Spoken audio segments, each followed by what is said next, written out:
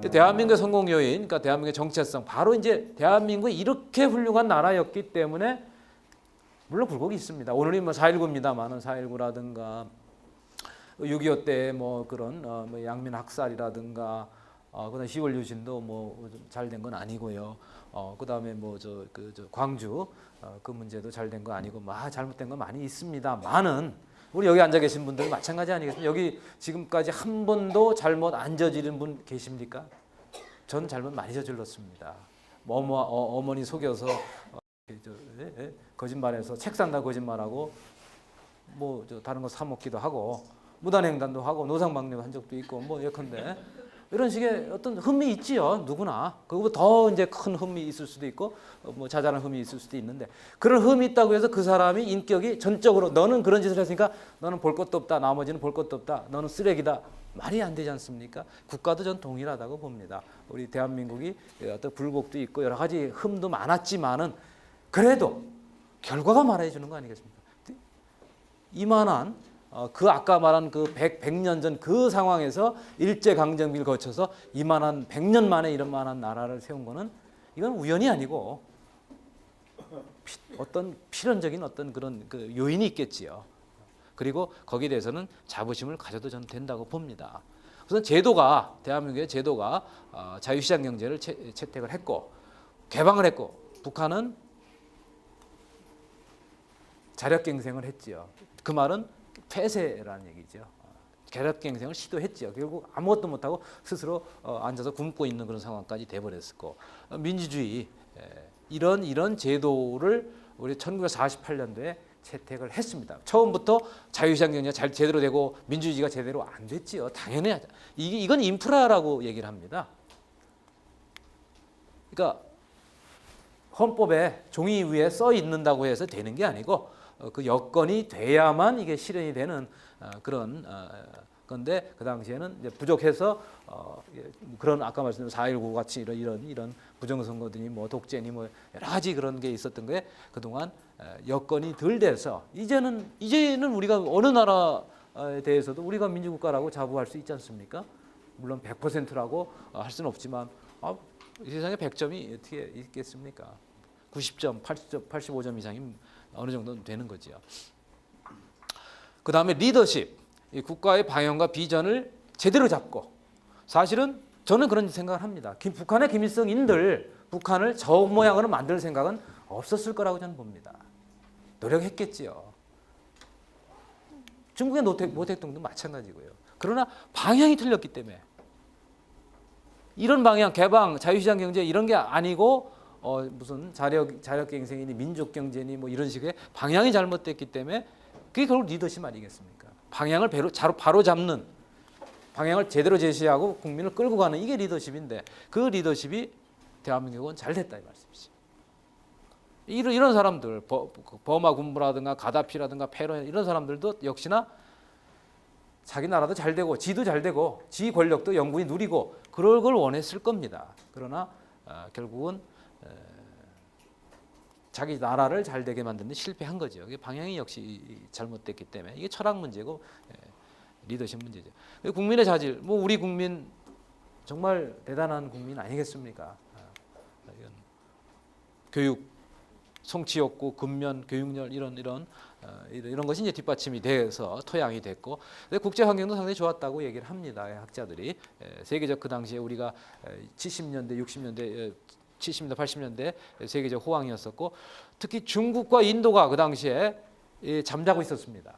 그래서 우리가 그 어떤 그 빈틈이 좀 많았다 이런 또 지적을 하는 학자들도 있고 이런 걸 통해서 이게 바로 이제 대한민국이 이렇게 이런 걸 통해서 잘된 현재 이런 상태로 된 이런 자랑스러운 나라인데 여기에 대해서 아까 말씀드린 여러 가지 그 몇몇 흠을 잡아서 무슨 태어나서는 안 될 나라라니 기회주의가 득세하고 정의가 패배하고 기회주의가 득세한 나라라니 이런 식의 왜곡되고 삐뚤고 단순히 그 견해 차이 문제가 아니거든요. 그거는 이 공동체 전체에 대한 어떤 파괴적인 그런 에너지 역할을 하고 더욱이 지금 북한이 저렇게 하니까 그렇지 만약에 북한이 정말 옛날에 동독처럼 동독과 서독은 3대1 정도였거든요. 서독이 한 3이고 동독이 1 정도.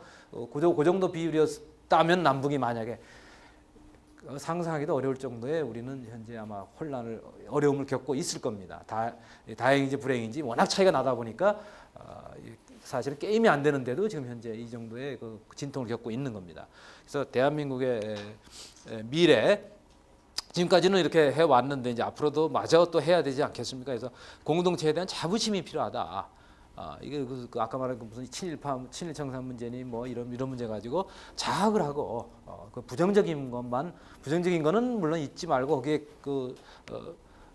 없애려는 노력을 해야 되겠지만 그와 더 큰 것이 자부심이 필요한 거죠. 그래서 자부심 가질만 하고요. 소모적 갈등을 생산적 경쟁으로 바꾸는. 그러니까 뭐 어떤 의견 차이가 있어 여와 야든 좌파든 우파든 서로 경쟁하는 거 당연합니다. 근데 문제는 이것이 소모적 갈등이 아니라 생산적 경쟁으로. 그 경쟁을 하기 위해서는 바로 이 공동체라는 틀은 인정을 하고 그 안에서 어떻게 할 거냐. 이럴 경우에는 생산적 경쟁이 될 수 있는데 현재는 이 공동체 틀 자체를 흔드는 그런 식의 경쟁이 되다 보니까 이게 소모적 갈등이 되는 거죠. 압축 성장에 의한 부작용이 있지요. 그거에 대해서 우리가 이게 이제 대표적인 양극화라든가 여러 가지 이제 그런 건데 또 사실 재벌 문제도 어느 정도 있고요. 이런 거에도 이제 좀 완화시키는 노력을 좀 해야 되겠고 무엇보다 이 민족주의가 현재 이 민족주의라는 건 민족을 앞세우는 건데 이게 저항할 때는 굉장히 큰 에너지가 되고 유효한 무기가 되지만 발전에는 크게 좋은 에너지가 못 됩니다. 일반적으로. 그래서 우리가 일제시대 당연히 민족주의를 무기로 해서 일제에 저항해서 싸우고 이거는 그때는 큰 힘을 발휘하는 거죠. 이거 가지고 경제 발전하는 것도 아니고 뭐 민주주의 하는 것도 아니고 안 되는 겁니다. 현재는 이게 오히려 장애가 되고 있는 겁니다. 북한과 우리는 같은 민족이니까 같은 민족보다 더 안 되는 게 아까 말한 전혀 체제가 다르고 북한이 저런 괴물 같은 존재이기 때문에 민족이 문제가 아닌 거지요. 같은 민족이라고 해서 뭐 어쩌고 할 그런 단계가 아니라는 거죠. 그러니까 이게 이제 이 국수주의 열린민족주의 현재는 국수주의 경향이 강한데 일부 좌파 이쪽에서 이걸 열린민족주의로 이렇게 방향으로 가야 된다. 그래서 우리 대한민국의 국민들의 이 성취지향 평등의식 굉장히 강하지 않습니까? 사천의 땅을 사면 배가 아픈 이게 이 평등의식이 부정적으로 하면 남의 발을 끌어내리는 거가 되고 이게 좌파적 이념이거든요. 이게 이제 긍정적으로 하면 성취지향 저놈이 저렇게 됐는데 나도 못할 게 뭐야 이렇게 하고 쫓아가면은 이게 이제 긍정적 에너지가 되고 대한민국은 이거를 그동안 해왔던 거죠. 역동적 에너지로 발산을 해서 대한민국이 그동안 이렇게 아까 100년 전에